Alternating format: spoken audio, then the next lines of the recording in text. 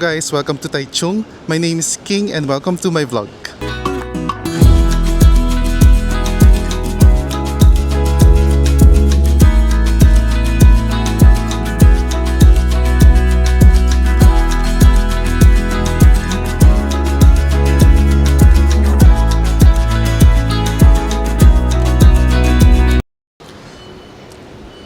Hello guys, nandito na tayo sa Taichung. So from Kaohsiung, sumakay tayo ng HSR and it only took us 58 minutes and nandito na tayo. So hindi pa nga ako nakakatapos mag-transfer ng files from this camera to my cellphone. Nandito na tayo sa Taichung and wow, ang bilis. So I'm excited to explore the city. Samahan niyo ako.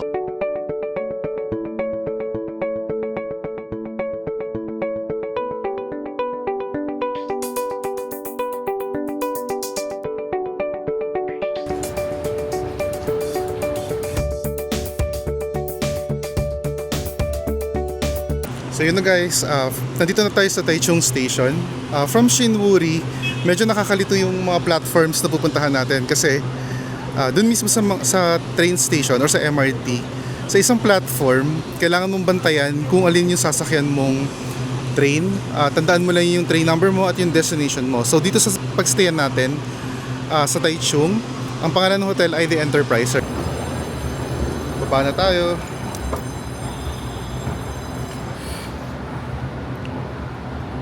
So sabi sa Google Maps, pagkagaling dito sa Taichung Station, mga 3 to 5 minutes walk na lang. So medyo mainit po ang panahon ngayon dito sa Taichung. Not as hot and humid like Kaohsiung, but parang Tagaytay weather. Siguro Tagaytay pag peak summer. Tinatansya ko mga nasa 25 degrees Celsius. 25 to 26 degrees Celsius. Pero yung humidity hindi naman ganun kataas din. Pero mainit pa rin guys. Pero huwag kayong mag-alala kasi sa mga MRT stations, even sa train, sobrang lamig ng mga air conditioning nila kaya hindi rin kayo maiinitan. Actually, ang ganda ng transport system dito, napaka-comfortable at saka sobrang friendly sa mga tourist alike and locals alike. So guys, napaka-convenient if yung hotel na mapagbubukan ninyo is malapit naman sa mga train stations. Lalo na kung marami kayong pupuntahan. Super laki ng advantage guys. So if I were you, I'd search for hotels na malapit sa mga hotel station, sa train station. Guys, ang linis ng kalsada nila Philippines, kailan kaya?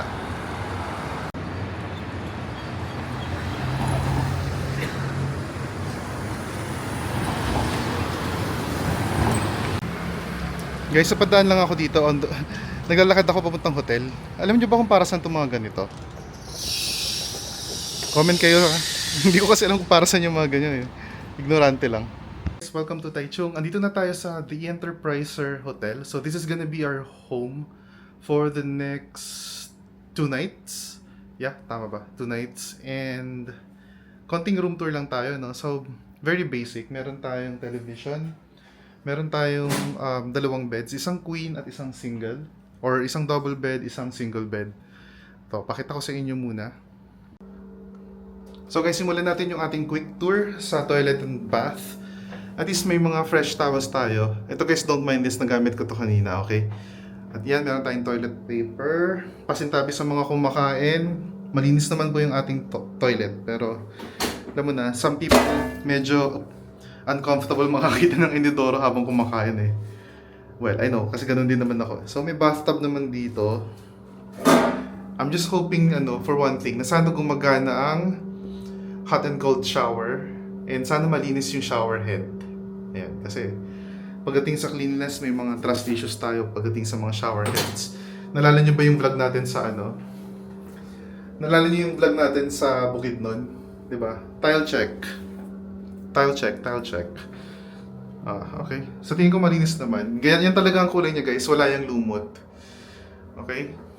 So, that's it for our quick CR tour. Puntahan na natin yung ating bed. So, yan muna yung gamit natin. As usual, nagdadala tayo ng CPAP. Kung hindi nyo pa napapanood yun guys, sa may Vietnam series natin, yun yung pinakaunang episode. Sinabi ko dun kung bakit ako gumagamit ng CPAP at kung yung health condition ko. So, isang double bed, isang single bed, television, okay? Meron din tayong electric kettle over there. Hindi ko pa na-check yung mga complimentary stuff. So, merong tea, wala tayong coffee, tea lang. Okay, so meron tayong bottled water. So I guess that's it. Hindi ko pa nakikita yung view sa labas. Ready na ba kayo? In 3, 2, 1. Ay, ano ba yan? So wala rin pala tayong view guys. Tayo pala yung view. So yan, meron tayong garden sa labas. Mukha lang tayong nasa first floor guys, or ground floor, pero actually nasa fourth floor tayo. At kanina pagpasok natin ng hotel, parang tayo lang yung tao, no? May kalumaan na rin tong hotel. Pero wag na tayong choosy guys. Okay? Kasi mukhang malinis naman at saka mababait naman yung mga staff sa baba kanina. 2 nights naman tayong magstay dito, baka first impression lang yon. Importante gumagana yung air conditioning kasi medyo mainit sa labas.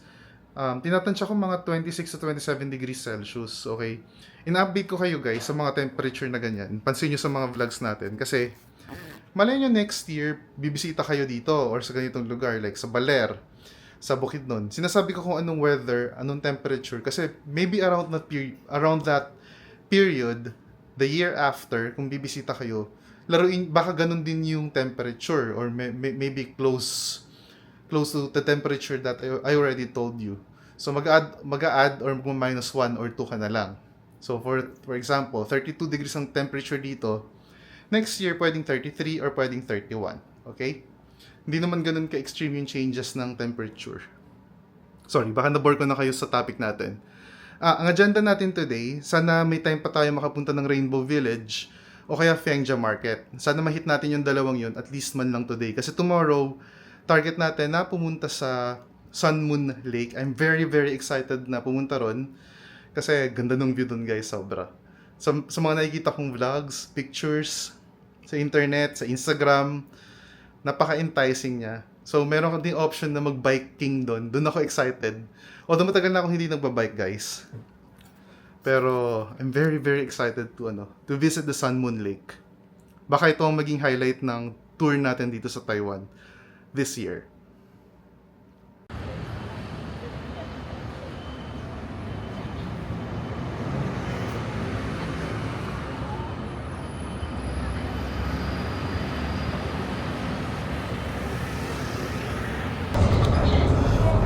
So guys, nandito na tayo sa bus 35 galing ng Taichung Station. So, ang sasakyan natin papunta ng Fengjia Market is bus 35 at bababa tayo sa Fengjia University. So guys, konting trivia lang. Ito yung largest night market sa buong Taiwan. Or so we know. So, ang sabi, mga 32 stops daw bago tayo makapunta ng Fengjia University. So, tingnan natin guys. Pero hindi na ako magbibilang. Iasa na lang natin kay Google Maps yun. Okay? See you later.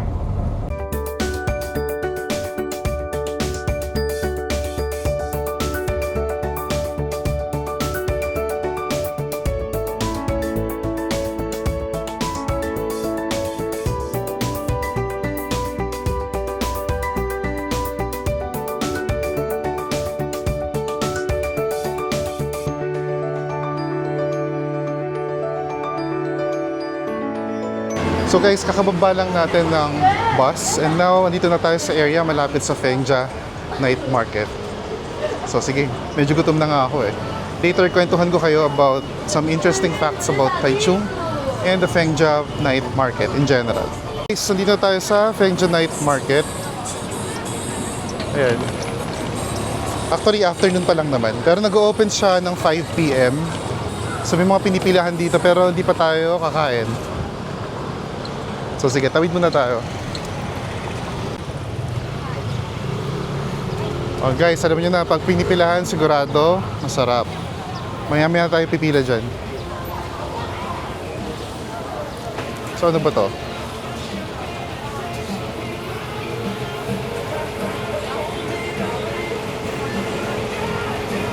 So para siyang ano, flatbread na may mga chives, na may flavor. Tingnan natin. So meron pepper, spicy, wasabi. So para siyang flatbread na may mga flavor. So sige, try natin balikan to later. Ang haba ng pila, oh. Guys, ano pala, no? Ang Fengjia Night Market, considered siya na largest food market here in Taiwan. Considered lang naman, wala pa naman tayong proof doon. Pero one thing is for sure, ito ang largest food market ng Taichung. So, excited na ako mag-try ng iba't ibang seafoods. Seafoods, mga chicken strips or bits. And then, kung ano-anong mga street foods. Baka nga mag-try pa ako ng stinky tofu eh. I haven't tried it yet, pero maybe later. Sige, try natin mamaya. So may mga tanghulo rito. May tanghulo. Merong hindi ko ma-recognize, pero para siyang fungus. White fungus. Actually nakakakita ko nun sa Divisoria eh. Ito, meron pa pinipilahan dito. Yung papaya milkshake. Nakatry tayo niyan sa Kaohsiung at ang sarap, 'di ba guys? So guys, sa sobrang haba ng street market. Although nandito na tayo sa part na 'to, pero marami pa tayong lalakarin na sobrang haba, like right here. Yan, nakikita nyo ba sa video? Yun, so mahaba-haba yung lalakarin natin. At marami-rami tayong i-explore. So tara. So dito may tofu guys, oh. Tofu blocks. Mukhang masarap. No, stinky tofu. Amoy na amoy siya sa kalsada guys. Para siyang amoy medyas na nababad sa tubig sa tubig ng kanal. Malayo-layong lakaran. So tama nga yung claim. Fengjia Market is one of the biggest night markets in the whole Taiwan. Or tama ba yung grammar ko? Sa buong Taiwan. Pero one thing is for sure, it's the largest night market in Taichung. So hindi lang pagkain guys, meron din mga ganito. Ayan. Tara, lakad muna tayo. So grabe dito guys. Pag naglalakad ka sa kalsada, amoy na amoy mo yung yung stinky tofu. Guguhit at guguhit talaga siya sa ilong mo eh. Ayoko lang lumapit doon kasi baka mamaya kumapit yung amoy sa damit natin, di ba? Nakakahiya naman. Sasakay tayo ng public transport. Amoy imbornal tayo, sabay ka.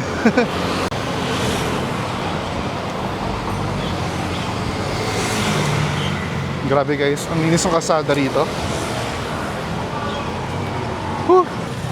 Okay lang maglakad ng maglakad para magutom tayo at saka hindi tayo masyadong mag-guilty sa sa calories. Ayan guys, welcome to Fengjia Night Market. Simulan natin yung paglalakad dito.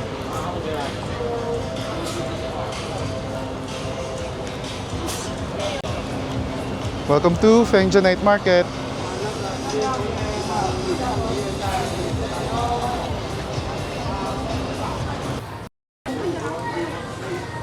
Sige guys, tingnan muna natin yung mga sale na sapatos dito sa ABC Mart.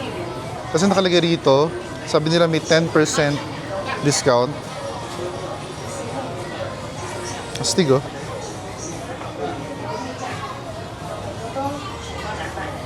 So magkano siya?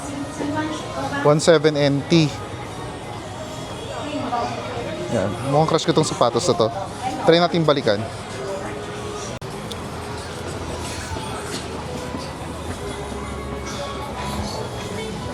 Ang saya lang maglakad sa mga guys, no? Sa mga night market. Kasi festive na festive yung mood. So kahit wala kang pera, maglakad ka lang dito, busog na yung mata mo. And guys, so may mga shirts din sila, no? Ng mga 2 for 500. Ganda oh, nice.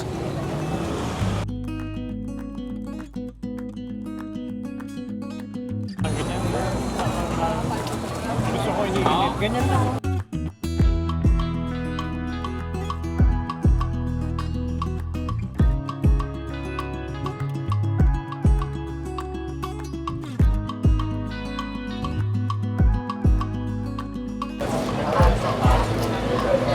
So guys, umorder tayo ng original and then sweet chili. So talagang gagawin nila yan fresh from the grill. Sarap.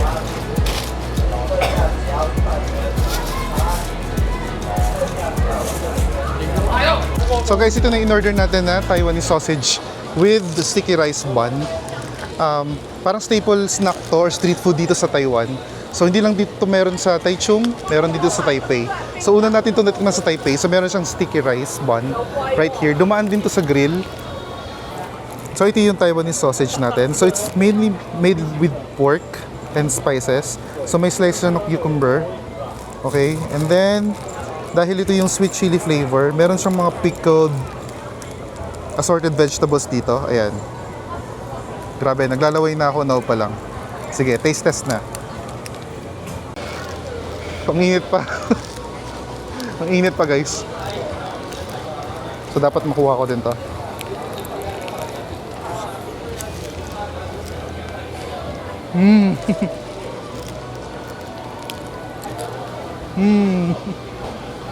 Grabe ang sarap niya. Ang juicy nung mismong nung mismong sausage. At saka nagko-complement siya dun sa sticky rice bun. Kain muna ako guys. Kain tayo guys. Mainit pa.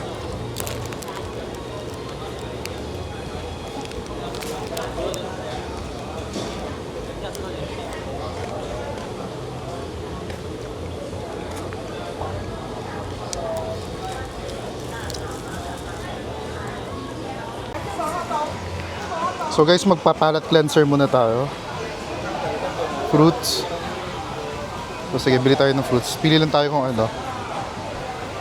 Parang tinatawag ako nitong Makopa. Parang tinatawag yung pangalan natin ng Makopa.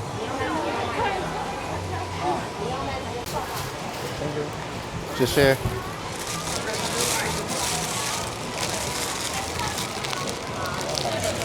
So guys, bumili tayo ng Makopa. Try muna natin. Para cleanser lang kasi kumain tayo ng greasy kanina eh. So para ready na tayong kumain ng greasy ulit na pagkain.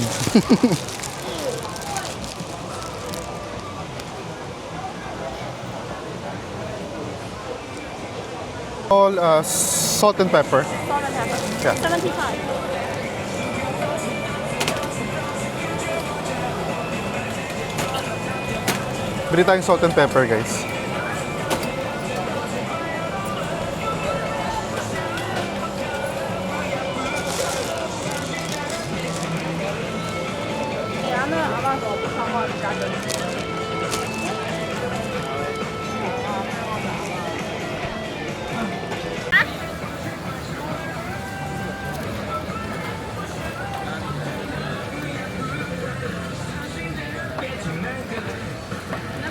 So guys, ang tawag dito, King Oyster Mushrooms. So, na-try natin siya una sa Taipei. Sa Shilin o sa Raohe, hindi ko na maalala. Pero nagustuhan natin siya guys. Paborito nga rin pala ni Mama ang mga ganyang mushroom. So, if makaka-visit yan dito, sigurado ako kakain yan dyan.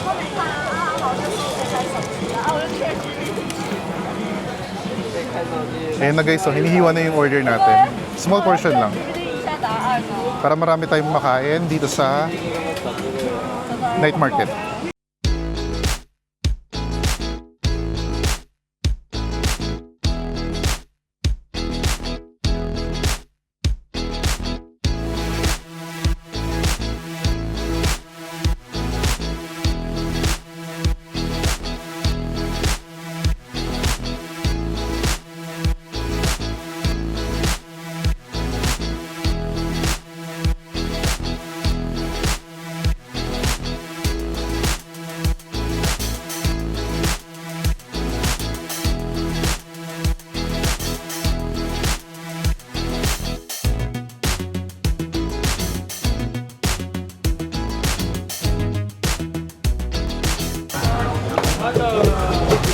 So dahil Taichung ang birthplace of bubble milk tea, yan, sige, umorder tayo ng isa.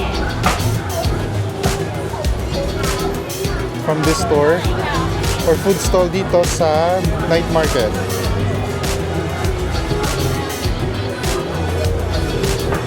Sige, panoorin natin kung paano siya gumawa.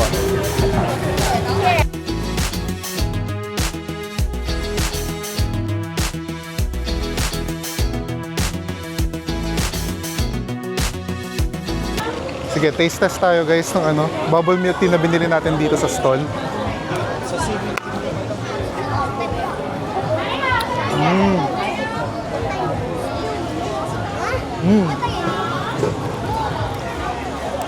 Panalo guys. Hindi siya masyadong matamis pero yung boba pearls niya, chewy. At bagong-bagong gawa.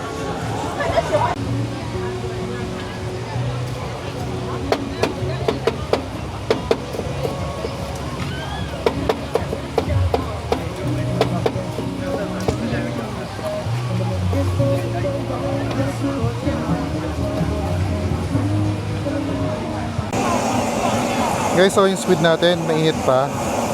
Bari ang flavor nito yung lemon, salt, and pepper. Bango, grabe. Hindi ko pa makain kasi sobrang init pa eh.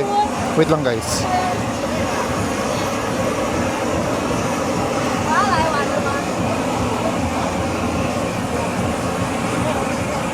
Yung ano, fried squid na lemon, salt, and pepper flavor. As you can see, di ko alam kung kita sa video pero umuusok pa siya oh. Nakakatakot kainin pero excited na rin ako. Wait lang guys. By the way guys, yung squid, isa to sa mga favorite na seafood natin.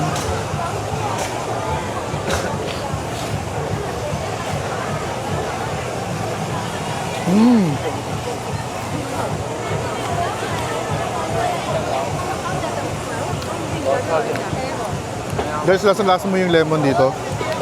Saka yung salt and pepper, nagko-complement dun sa squid. And then hindi siya overcooked guys.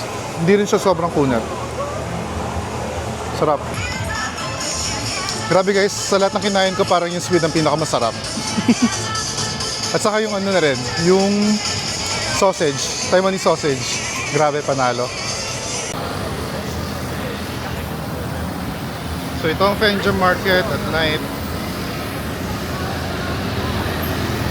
Ay grabe guys, busog na busog ako.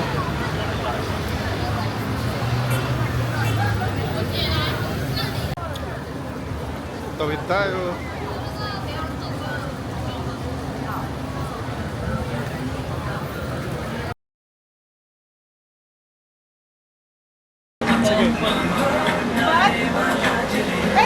So bili tayo ng fruits guys pang ano, panghimagas saka pang hugas ng kasalanan.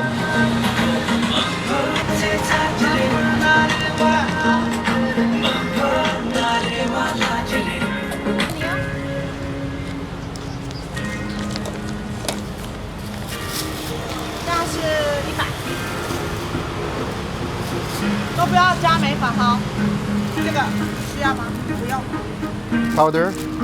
Powder. Yeah, this one. Plum powder.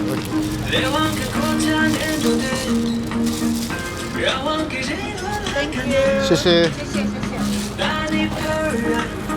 100 guys, tatlong klaseng fruits. So, kumuha tayo ng melon, or cantaloupe, strawberry, and pineapple. Tapos nagpalagay din tayo ng plum powder. Guys, I suggest na ano, kung pupunta kayo dito sa Fengjam Night Market, simulan nyo dun sa may arc ng Fengjam Market Tourism, parang ganun.